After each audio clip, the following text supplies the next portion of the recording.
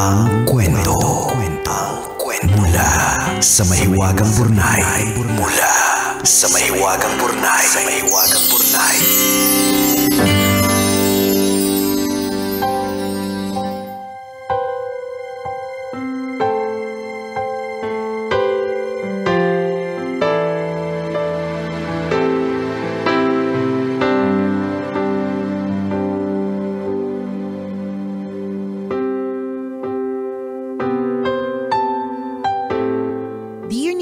Diego.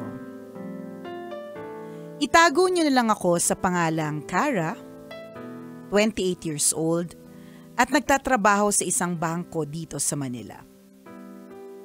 Sumulat po ako para humingi ng payo. Ganito po kasi, last weekend nagkayayaan yung mga katrabaho ko na mag-overnight sa Tanay. Yung isang katrabaho namin, sinama yung isang friend niya na kaedad lang din naman namin. Masayang kabanding kasi kalug din, tulad namin.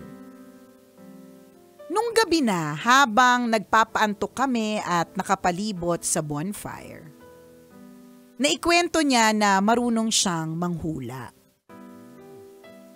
Kapag tiningnan daw niya yung kamay ng isang tao, nalalaman niya kung ano ang mangyayari dito in the near future. Na-excite yung mga katrabaho ko kaya isa-isa nilang sinabi na gusto nilang magpahula. Bilib na bilib sila kasi una munang sinasabi yung nakaraan nila. Tapos kung ano naman yung mangyayari. Halimbawa, yung isang katrabaho ko sabi sa kanya may matindi daw siyang pinagdaanan. Pero kung ano man daw yung sinimulan niya ulit, ituloy niya lang kasi magtatagumpay daw siya.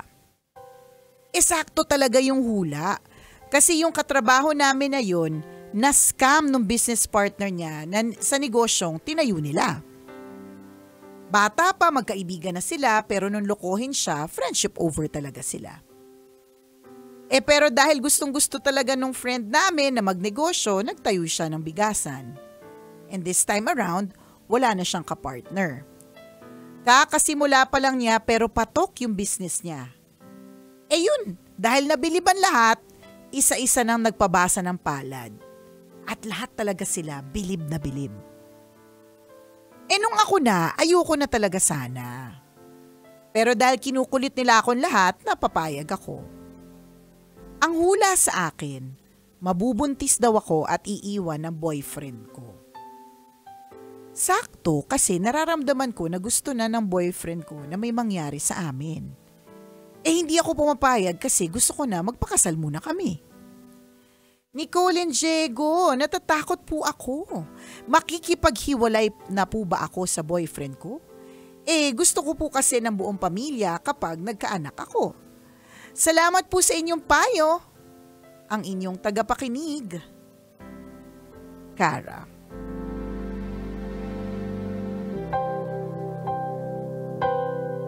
Ay, grabe, Cara. Medyo magulo nga yung sitwasyon mo. Oo, pero ito lang siguro yung isang pagpapatunay na minsan iniisip ko kasi dati, Jegs, bakit parang nung 28 years old ako, 28 kasi ito si Karen, nung 28 years old, bakit kaya nasa-scam pa ako sa pag-ibig? Ganyan. Parang feeling ko, kahit papano, matanda na rin naman ako. Mm-hmm. Pero hindi rin kasi tanungin mo nga ulit ako kailan ako na-scam. Huling na-scam sa pera! Nicole, gusto naming malaman, kailan ka po huling na-scam sa pera? Last year lang, 44 ako. Bakit? So, ibig sabihin, hindi talaga sa edad, di ba? Kasi iniisip ko parang, ano ba naman to si Cara? Nagpapaniwala na lang basta-basta. Ibabase mo yung 28 years old ka na, ibabase mo yung decision mo sa palad na binasa ng ibang tao. Ano ba naman yun? Kaya ako in-intro with anong edad ka na? Kaya lang na-realize ko, ako nga last year kung 44 na nasa scam pa So, wala sa edad. Pero, wala din yan sa palad na nababasa ng ibang tao. Tama. Ganun lang. Ang perfect example ko na lahat tayo na experience, mga kabisyo, and I'm sure, meron ka rin kwento, pandemic. Yan. Cara, kahit yung pinaka magaling na bansa. Kahit yung mga first world countries, hindi na sa atin na developing country, hindi na yung mga third world countries. Yung mga first world countries, kahit sila hindi nila nahulaan yan. Correct. Na dadating. Tama. Nagkaroon din sila ng quarantine, maaaring mas maiksi yung time nila kasi mas, dahil first world countries sila, naka-bounce back sila agad, maaaring ganon. Pero, hindi nahulaan yun. Totoo. Walang aktual na nakapagsabi na sa araw na ito magkakaroon ng lockdown. Parang unang lockdown ba sa Europe? Parang ganon? Wala nakapagsabi kasi kung malalaman mo na may lockdown, nakapag-prepare ka na eh. Nakapag-ipon ka. Lahat tayo nag-imbak. Lahat tayo nag-ipon ng extrang pera kasi posibleng mag-retrench. Yan. Pwedeng magbawas ng sweldo. Magsara yung mga kumpanya. Pwede magsara yung kumpanya. Kung napaghandaan, nag-ipon na sana tayo. Correct. O kaya, kung naghanda, Jegs, kung alam lang natin papatok yung online, bago pa mangyari ang nakapwesto ka na. Marami ka ng stocks. Marami na tayong stocks, nakapag-isip na kaagad, di ba? Nag-order ka na ng face shield. Sa true! Totoo! Tsaka yung mga mask naman. Tsaka mask na 300 pesos isang box. Correct, na 3M. Di ba yung mga ganon? Hindi. Kasi wala nga nakapagsabi. Totoo. So wala pong nakakaalam talaga. Natandaan ko nung merong isang naghula na meron daw tambala na parang mag-iingat, ganyan. Last year din to eh. Tas ang dami nagtag sa akin kasi syempre porque tambalan yung term, ganyan. Tas yung isa doon kasi mag-ingat dahil parang sa travel, ganyan. Bilang mahilig kasi akong rumampa, meron na, ang dami ko nunal sa paa eh, di ba? May rollerblades din po ako sa paa. Gusto ko lagi nga nag-roll away ako, ganyan. Madaming concern, ganyan. Ako ang ginawa ko, nagdasal lang ako. Una sinabi ko, I rebuke in the name of Jesus. Ayokong paniwalaan yung mga ganyan kasi wala namang nakakaalam. Totoo. Walang makakapagsabi. Sino makakapagsabi na, yung sa amin ni Christopher, who would have thought? Diba, nag-celebrate kami ng 20th anniversary ng September 28. Who would have thought, October 1, hindi na siya papasok. Kasi filing of candidacy, diba? Walang nakapagsabi nun, walang nakapaghula nun. Yung eto na lang nga di ba? Yung tambalan natin ngayon. Sino makakapagsabi? Magkakaroon tayo ng tandem dalawa. Wala! Diba? Wala nakapagsabi. Ni sa hinagap na parang magkaroon tayo ng tandem. Pwede sigurong ako tsaka si Tanghenyo, yung alter ego character mo. Kasi character yun, di ba? Pero yung Nicole and Diego, hindi siya, wala talaga siya. wala talaga siya. Ni sa hinagap, di ba? Hindi talaga siya posible. Wala po nakahula nun. Ayan. Pero so, ganun din, Kara. Hindi, wag mo ibe-base yung decision mo tungkol sa boyfriend mo. Tapos pag tinanong ka, bakit ka nakikipaghiwalay sa akin? Kasi sabi sa hula, di ba? Pero ito, speaking of hula, totoo din naman po yung na may mga gift. May mga nanghuhula. Kasi binabanggit siya sa Bible. Pero nagpo-prophesy? Ano ba tamang term? Yung visions. Fortune telling. Okay. Kasi pinagbabawal talaga siya sa Bible. Kasi unang-una nga, di ba, parang sinasabi na kung yung power na yan ay hindi galing kay Lord. Doon sa devil. Tingnan mo, ang maayos mo na relasyon, ginulo niya because of that hula. Kasi wala naman kayong problema ng boyfriend mo. Nag-iisip ka na hiwalay. So, sino pumasok dyan? Demonyo. Kaya nga.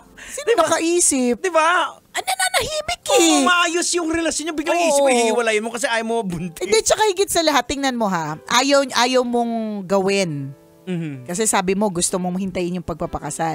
Tingnan mo yung hula sa'yo, di ba? Mabubuntis ka tas iiwan. In the first place, hindi mo nga gagawin paano ka mabubuntis. Di ba? Medyo off din, di ba? Nagkakataon lang siguro talaga for others na meron, kung meron ngang visions talaga, ganyan. Pero totoo siya, Mama, kasi meron kaming nangyayari kasama sa church. Talagang nagpa-palm reading sila. Pero nung na-accept niya pero na si Jesus Christ, tinigil na. Pero nung nagpa-palm reading sila, as in may nakikita talaga silang visions. Legit, alam niya. Oo. Parang halimbawa, kung minsan nga, pag may gumaganon sa kanya, lumalayo na siya. Kasi may mga nakikita Kasi nakikita siya. niya na Hindi, ba't niya nakikita?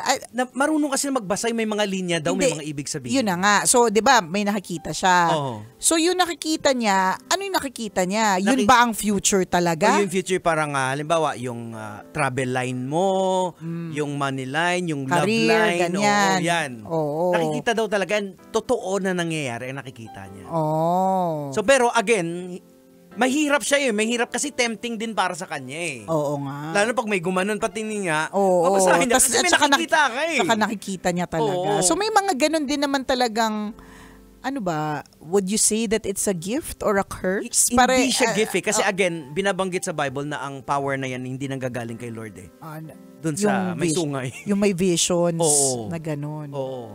Kasi may kwento din yan sa Bible na yung bata na ginamit siya na may pinoses ng demonyo. Tapos siya nakakakita siya. Oo, so yung master niya is talagang nagiging mayaman dahil talagang nakikita niya yung nung ni-rebuke ni Paul, umalis yung demonyo. Bumalik. Umayos yung bata, kaya pinakulong nila si Paul kasi nawala ng kabuhayan. Kabuhayan yung master ng bata. Totoo talaga yung yung mga ganyan, pero nakakatakot. Nakakatakot po siya Ako, hindi ko yan para, meron na rin ako ng mga nakilala na mga ganun. Ang hirap kasing ang hirap i-entertain, nakakatakot. Nakakatakot kung hindi ka naman talaga ready. Pero it's very tempting Oo. So imagine mo malalaman mo. Malalaman mo talaga sa lahat, 'di ba? Parang nakaka-tempt din naman kasi talaga. I mean, syempre yung pag magkaroon ka ng control, ang saya Parang mag-a-apply, pag in-applyan mo to or a-apply ka dito tapos yayaman ka dyan, di ba? So ngayon, pag sinabing, pag in-applyan mo yan, uutangan ka dyan tapos hindi ka na nila babayaran, masascam ka, hindi ka pupunta, di ba? So matitempt ka din talaga.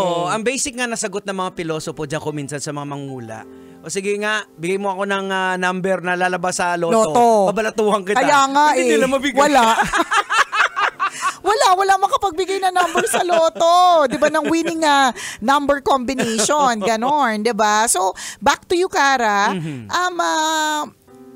Let it be na yung naging kasama nyo sa outing na yon is somebody na masarap ka bonding. Hanggang doon na lang din. Hanggang doon na lang. Oo.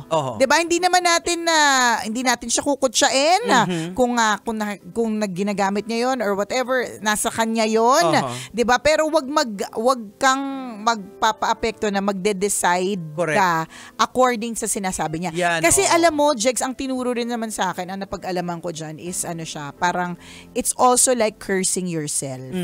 Na parang kapag ganyan na meron kang gustong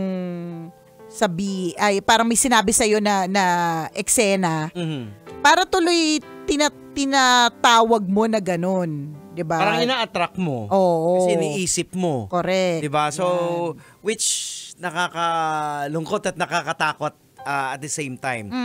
So Kara, wag mong hayaan na yung hula na yon yung mag-define kung paano patatakbuhin yung buhay mo. Ikaw pa rin ikaw yung may desisyon. Kung ayaw mo mabuntis, hindi wag niyong gawin kasi hindi naman talaga dapat ginagawa yan ng hindi taong kasal. Correct. Diba? Yun lang, wag kang magpabase doon. Ang tanong, Kuya John Francis Nang, nakilala daw ako bilang Emmy Guy Titinyana. Ano ba, may pass ba tayo, Kuya John Francis? Baka isa yan sa mga nung nalasing ka. Minsan may mga ganyan akong kwento Nakatutok daw sa atin, Grab driver. Yan. Hello, Kuya John Francis Nang. Yan, John Francis. Nakapag-register ka na ba sa Labnos? Ay, oo, mag-register ka. Register ka. Ikaw, anong tingin mo dito? Naniniwala ka din ba sa hula? Anong opinion mo dito kay Kara na gustong iwan na yung jowa kasi nasa hula? Gusto pang unahan, di ba? Yung hula. Pero yung sinasabi ko, Jegs, na posible siyang, yun parang it's like cursing yourself or parang putting a curse on you. Kapag ka sinabi niya na, ay nako, wag kang, kunyari sinabi, wag kang wag kang pupunta dyan or wag kang titira dyan kasi malas yan. So kung lagi mo siyang pinaniniwalaan, it's like putting a curse on you. Parang ganon. Wala namang makakapagsabi talaga. Parang inaano mo yung law of attraction kasi iniisip mo palagi, ay malas dyan. Yun ang mangyayari tuloy. Correct. Sa true lalo to lang halong eklavu. Hay nako. O karawag ha. Basta, fun person yan to be with. Yun na yun. Yung masaya siyang kabanding. Kung gusto ng iba, you can tell them na wag na lang, 'di ba? Doon na lang tayo sa masaya siyang kabanding. Kung gusto nila, hindi naman natin sila mapipilit, 'di ba? Kung whatever, 'di ba? Pero wag ito yung mag-decide sa buhay mo. Tama. Hindi siya kasali sa relationship ninyong dalawang magjowa. Nanahimik mong boyfriend, biglang iiwala yan. Kaya nga. Kasi bubuntisin mo ako at iiwan eh. Correct. Wag ganon. Wag ganyan. Diba? Wala po talaga nakakaalam ng future. Ako sa akin, lagi ko itong sinasabi, hindi natin lahat na foresee. Correct. Yung pandemic. Yan na lang eh. Yun talaga yung perfect example talaga na lahat naka-experience. Pag binabalikan ko yung pandemic, Jegs, iniisip ko talaga, grabe no, dinaanan talaga natin yun. Kaya nga parang ninakawan tayo ng ilang taon sa buhay natin. Tsaka, kaya meron akong ganitong feeling. Pagka halimbawa, kunyari, umalis ako ng stasyon o kaya bumabiyahe ako ng tanghali o kaya mainit pa tapos wala masyadong tao sa kalsada kasi syempre nasa trabaho yung mga tao. Bumabalik sa akin yung feeling ng pandemya na tirik yung araw pero walang mga tao sa kalsada. 'Di ba? Sa madaling salita, na-imagine nyo po ba noon na maka-quarantine ka sa loob ng bahay? Di ba hindi? Kasi nga wala nakahula noon. Tsaka kung babalikan mo yung during the pandemic, parang wala kang maaalalang memory. Wala eh. Kasi wala nga, nasa loob lang kayo ng bahay. Kung meron man, yun nga, yung gumawa ka na rin ng ubi cheese pandesal. Bumili ka ng pagkamahal-mahal na face mask. Nagtinda si Nicole ng seafood. Natuto tayo magnegosyo, di ba? Yun naman yung kagandahan dyan. Basta wag ka nang magpapadala sa mga hinulaan lamang. Tama. Kay Doc Cara. Oras natin, 1:39. Ako pong kumikinang na ulo, Diego Bandido. At akong kumikinang ina mo, Nicole Ayala. Kailangan pa bang i-memorize yan? Basic!